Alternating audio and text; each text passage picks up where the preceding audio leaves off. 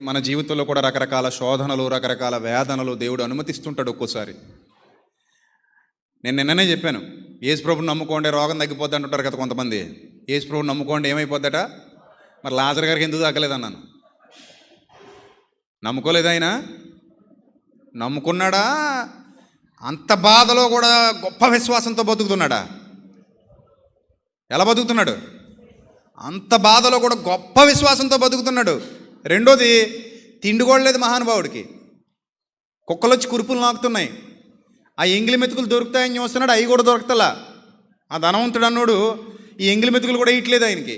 ఒక పక్క బాధలు, ఒక పక్క కన్నీళ్ళు, ఒక పక్క ఇరుకులు ఇబ్బందులు, ఒక పక్క రోగం. దానికి బదులు కుక్కలు వచ్చి కురుపులు నాకడం. అంత హీనమైన దశలో పడున్నాడు మహానుభావుడు. కానీ దేవుడు ఆ రోగం తగ్గించలా. అడిగే ఉంటాడు కదండి, అడగకుండా ఉంటాడా? ఇది కొంచెం బాగా తిరగగలుగుతున్న పౌలు గారే ఆ బాధ భరించలేక ఆ ముళ్ళు తీసేయమని అడిగితే, ఇప్పుడు ఆ లాజర్ అని ఆయన ఎన్నిసార్లు అడుగుంటాడో మరి. ఒకసారైనా అడుగుంటాడు, ప్రభువా నాకు ఈ శోధన ఏంటి ప్రభువా, ఈ కుక్కలు వచ్చి కురుపు ప్రభువా, తినడానికి తిండి కూడా లేదు ప్రభువా, ఆ ధనవంతుడు బల్ల మీద నుండి పడు రొట్టె ముక్కలు దీనికి కడుపు నింపుకోవాలనుకుంటున్నాను, అవి కూడా దొరకట్లేదు ప్రభువా, నీ చిత్తమైతే నాకు అవకాశం ఈ ప్రభువా, ప్లీజ్ ప్రభువా, ఈ బాధ నుంచి విముక్తి చేయి ప్రభువా అని అడిగే ఉంటాడు మహానుభావుడు. మరి అడగలేదు, మనకు తెలీదు. నేనైతే అడిగాడేమో అనుకుంటున్నాను. అంత బాధలో ఉన్నాడు, ఖచ్చితంగా అడిగే ఉంటాడు. మరి అడిగితే దేవుడు ఇచ్చాడా? అనుమతి ఇచ్చాడా? చెప్పండి, అనుమతి ఇచ్చాడా? ఇవ్వలా. లేదు ఇవ్వలా. నువ్వు అలాగే చచ్చిపో అనుకున్నాడు, అలాగే చచ్చిపోయాడు. అలాగే చచ్చిపోయి అబ్రహాము రొమ్మును అనుకున్నట్టుకు పరదేశంలోనికి కొనిపోబడ్డాడు. ప్రియులారా, మనకి ఏది మంచిదో మనకు తెలుసా? మన తండ్రికి తెలుసా? మన తండ్రికే తెలుసండి మనకి ఏది మంచిదో. మనకు తెలియదండి. మనకి ఏది మంచిదో, ఏది అవునో, ఏది కాదో మనకు తెలీదు. మన పరలోకపు తండ్రికి తెలుసు. సో కాబట్టి నీ జీవితంలో ఏదో చిన్న సమస్య వచ్చిందని ప్రభువుని నిందించడమో, ఏదో చిన్న వ్యాధి వచ్చిందని ప్రభువుని నిందించడమో, చిన్న రోగమో, చిన్న ఇరుకులో, చిన్న ఇబ్బందులో, ఏదో సంథింగ్ ఆర్థిక ఇబ్బందులో, శోధనలో, వేదనలో ఏదైనా రావచ్చు. జీవితం అన్నాక ఏదైనా రావచ్చు, చెప్పలేం. అన్ని సందర్భాల్లో జీవితం బాగోదు. ఒక్కసారి ఇబ్బందులు వస్తుంటాయి. కొన్ని మన తప్పిదాల వల్ల వస్తాయి, కొన్ని ఏమో మనకు తెలియకుండా వస్తాయి కదా. కొన్ని మన అజాగ్రత్తల వల్ల వస్తాయి, కొన్ని మన తప్పు నిర్ణయాల వల్ల వస్తాయి, కొన్ని శోధనలో భాగంగా వస్తాయి. ఏమొచ్చినా కూడా నీ మంచి అయితేనే అది నీలో ఉంచుతాడు ఆయన. నీకేదో మంచి జరగబోతుంది, వెయిట్ చేయి. శోధింపబడిన మీదట నేను సువర్ణముగా మారేదనన్నారు కదా, పాట కూడా ఉంది కదా. నేను వెళ్ళే మార్గము నా యేసుకే తెలియను, శోధింపబడిన మీదట నేను సువర్ణమై మారేదను. మరి నీ బ్రతుకులో ఒకవేళ ముళ్ళుంటే, అది ఏ ముళ్ళైనా కానివ్వండి, ఒకవేళ నీ బ్రతుకులో ఒకవేళ ఏదైనా ముళ్ళుంటే ఆ ముళ్ళును ఓర్చుకునే ప్రయత్నం చేయి. అందుకే భక్తుడు యాకోబు పత్రిక మొదటి అధ్యాయం 3వ వచనం. యాకోబు పత్రిక మొదటి అధ్యాయం 3వ వచనం. మీరు నానా విధములైన రెండు నుంచి చదువుతాం. నా సహోదరులారా, మీ విశ్వాసమునకు కలుగు పరీక్ష. దేనికి కలుగు పరీక్ష? అది విశ్వాసానికి కూడా దేవుడు ఏం పెడుతుంటాడు? ఒకసారి పరీక్ష పెడతాడు. పాస్ అవరా బిడ్డ అంటాడు పరీక్ష పెట్టి. అంతేనా? ఇప్పుడు నీకు కప్పు ఇవ్వాలనుకో, పరీక్ష పెట్టి ఇవ్వాలా, పెట్టకుండా ఇవ్వాలా? చెప్పండి. స్కూల్ కప్పులు ఇచ్చారనుకోండి, మనకి థ్రిల్లింగ్గా ఉంటుందా? ఆ కరోనా టైంలో చూడండి, అందరూ పాస్ అన్నారు. బాగా చదివే వాళ్ళు ఏడ్చారు, బాగా చదవలేని వాళ్ళు పండగ చేసుకున్నారు, మొద్దులు పండగ చేసుకున్నారు. బాగా చదివే వాళ్ళేమో ఏడ్చారు, చిచి నీకు నాకు ఒకటే మార్కులు రా అంటే ఎలా ఉంటుంది? చదువుకునేవాడికి, బాగా చదివే స్టూడెంట్కి ఎలా ఉంటుంది చెప్పండి? ఈ మొద్దోడు అసలు చదివాడు, కానీ ఆడు వచ్చి కాలు రగరేసి చూసేవా నేను పాస్ అయిపోయాను, కరోనా వచ్చి మంచిగా చేసింది అంటాడు. కరోనా వల్ల నాకు అంతా నష్టమే జరిగింది, నీకు దరిద్రుడు పాస్ అయిపోయాడు, నువ్వు నేను సమానమేటే అంటాడు వీడు. అంటే ఇప్పుడు పరీక్ష పెడితేనే కదా నీ గొప్పతనం నా గొప్పతనం తెలిసేది. నీ గొప్పతనం బయటపడాలన్నా, నా గొప్పతనం బయటపడాలన్నా ఏం జరగాలి? పరీక్ష జరగాలి. పరీక్షలో పాస్ అవ్వు, అప్పుడు గొప్పడు అవుతావు, కప్పు తెచ్చుకో, ఆ కప్పుకు విలువ ఉంటుంది. ఇక అందరికీ 10 కప్పులు ఇచ్చేస్తున్నాం. పరీక్ష లేకుండా 10 మందికి 10 కప్పులు ఇచ్చేసామంటే అన్ని కప్పులు ఒకటి మొక్కలు ఒకటి చూసుకొని ఆ కప్పులకు వాల్యూ లేదు. గెలిచి సాధించిన కప్పుకే వాల్యూ ఎప్పుడు కూడా. ఈ కప్పుకు వాల్యూ ఉండదు. అందుకే అక్కడ అన్నాడు భక్తుడు, మీ విశ్వాసమునకు కలుగు పరీక్ష. మీ విశ్వాసమునకు కలుగు పరీక్ష, మీ విశ్వాసమునకు కలుగు పరీక్ష. అంటే ఇందాకే మనం మాట్లాడుకున్నాం కదా, విశ్వాస విషయంలో మీరు ఎలా ఉండాలని చెప్పాను. అందరూ కూడా జ్యోతుల వలె ఉండాలి. అన్నిటికంటే ముఖ్యం దేవుడే. గుర్తుపెట్టుకోండి, నీకు నిజంగా పరలోక సంబంధమైన దీవెనలు, ఆత్మ సంబంధమైన ఆశీర్వాదాలు కావాలనుకుంటే దేవుణ్ణి మొదటి స్థానంలో పెట్టు, మిగిలినవన్నీ తర్వాత స్థానంలో పెట్టుకో.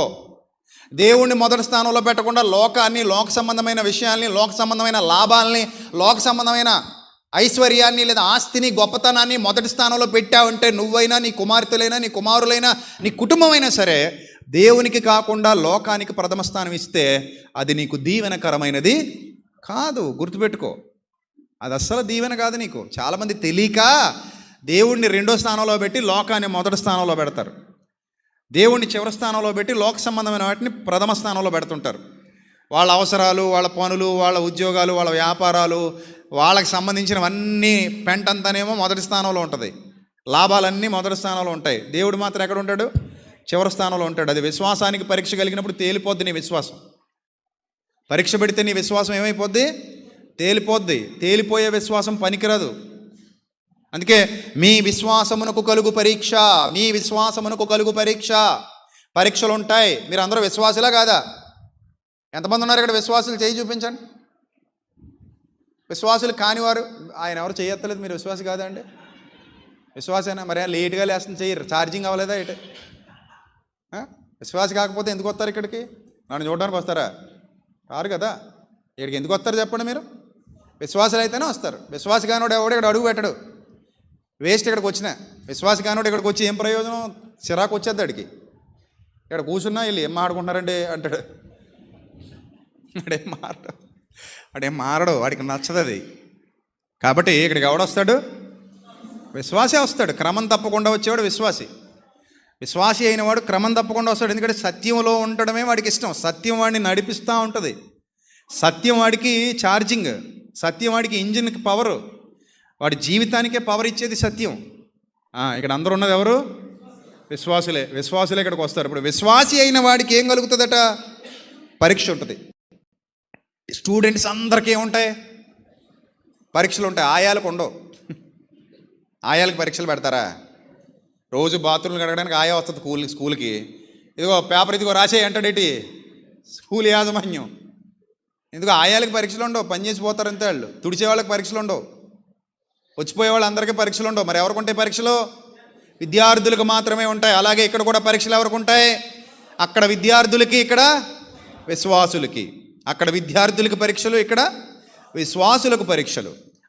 ఏముంది పరీక్ష? మీ మీ మీ విశ్వాసమునకు కలుగు పరీక్ష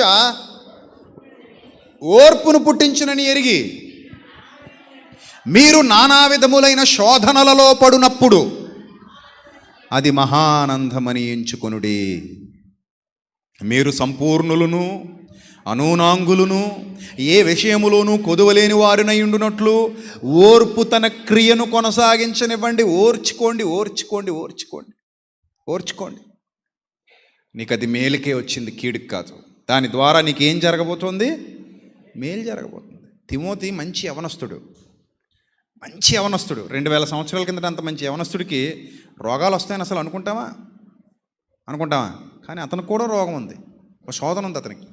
అంటే అన్ని రోగాలు అనుకోకండి సుమా. కొన్ని రోగాలు, కొన్ని సమస్యలు, కొన్ని ఇరుకులు, కొన్ని ఇబ్బందులు, కొన్ని సంఘర్షణలు రకరకాలుగా ఉంటాయి. మన విశ్వాసానికి పరీక్షలు ఏ రకంగా పెడతాడో తెలీదు. పరీక్షలు ఎప్పుడు ఒకలా ఉండవు కదా. ఇప్పుడు అన్ని చదువులకి ఒకేలా ఉంటాయి పరీక్షలు, ఒక్కో చదువుకు ఒకలా ఉంటాయి పరీక్షలు, అవునా కదా? రిటన్ టెస్టులు ఉంటాయి, ఫిజికల్ టెస్టులు ఉంటాయి, ప్రాక్టికల్స్ ఉంటాయి. ఇవన్నీ పరీక్షలే, ఇవన్నీ పరీక్షలే. ఇప్పుడు ఎస్ఐ జాబ్కి వెళ్ళామనుకో, పరిగెత్తమంటాడు, అది పరీక్ష. మెడికల్ ఫీల్డ్ అనుకో, అదో రకమైన పరీక్ష. ఒక దాంట్లో ప్రాక్టికల్స్ ఉంటాయి, అదో రకమైన పరీక్ష. ఒక దాంట్లో రిటన్ టెస్ట్ ఉంటుంది, అదో రకమైన పరీక్ష. ఒక దాంట్లో ఇంటర్వ్యూస్ ఉంటాయి, అదో రకమైన పరీక్ష. ఇప్పుడు రకరకాల పరీక్షలు. అలాగే మన జీవితంలో కూడా రకరకాల ములులు, రకరకాల పరీక్షలు, రకరకాల శోధనలు, రకరకాల వేదనలు రానివ్వండి.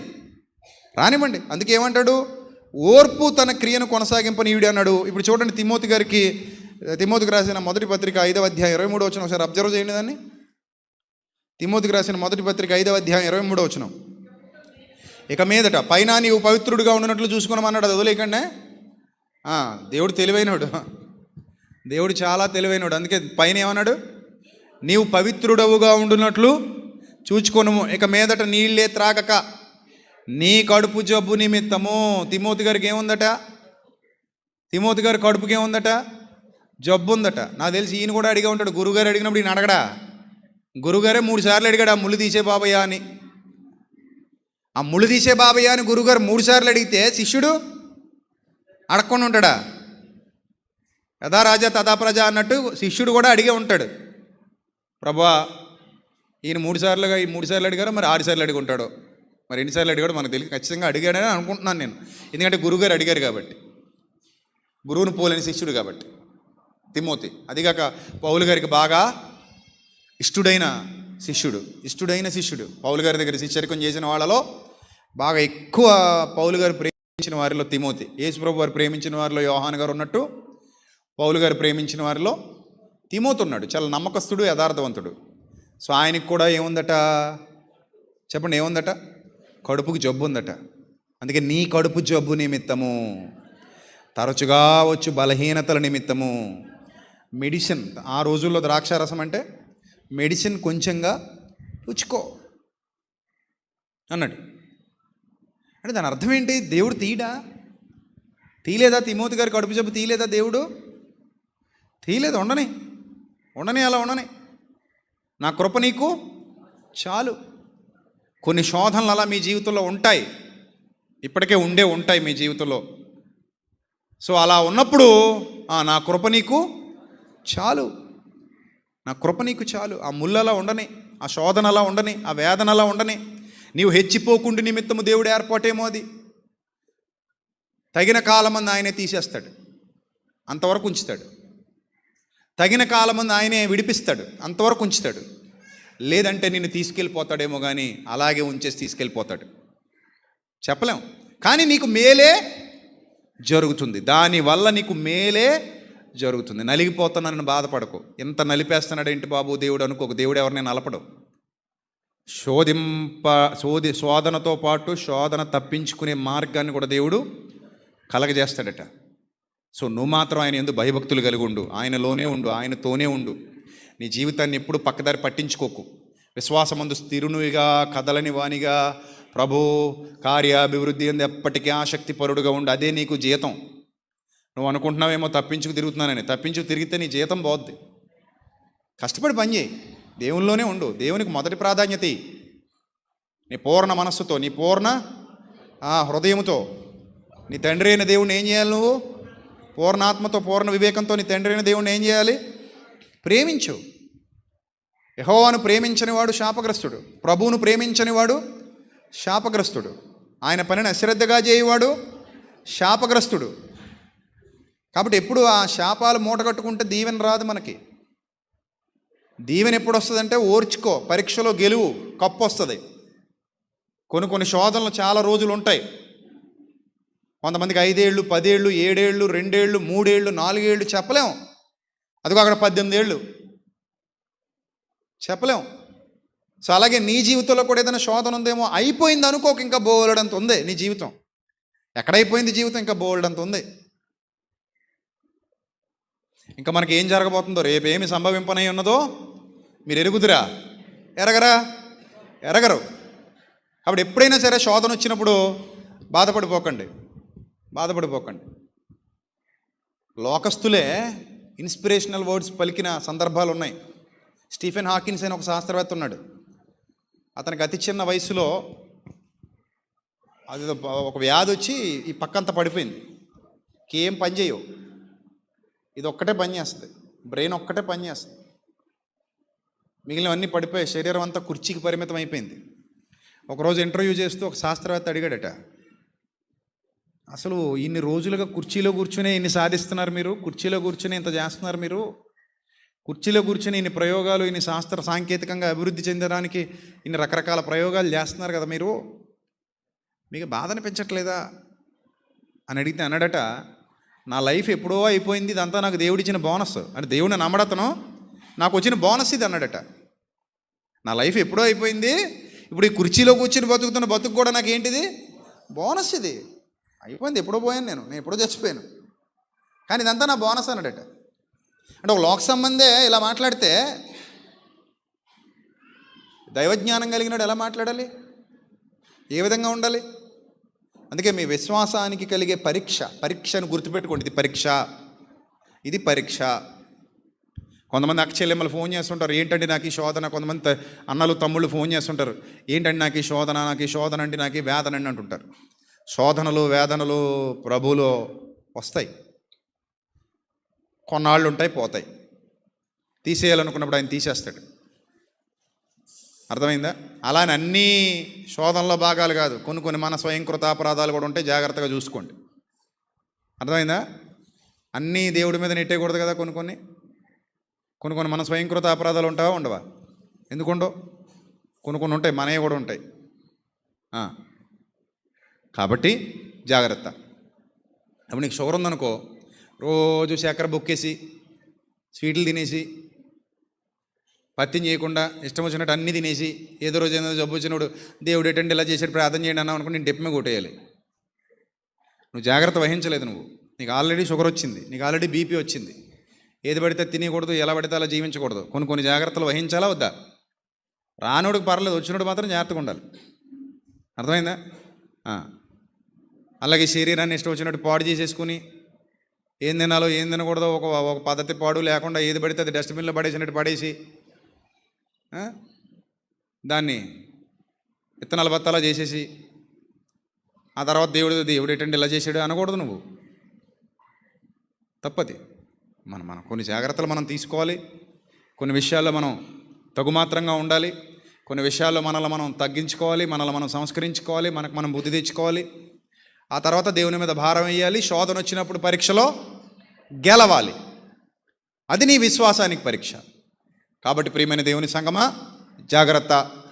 పౌలు వలె, తిమోతి వలె, యోబు వలె, యోసేపు వలె నీ జీవితాన్ని బలపరుచుకో. దేవునిలో సత్యవాక్యాన్ని వింటున్నావు, అది నీకు గొప్ప శక్తిని నీకు ఇచ్చి నిలబెట్టాలి.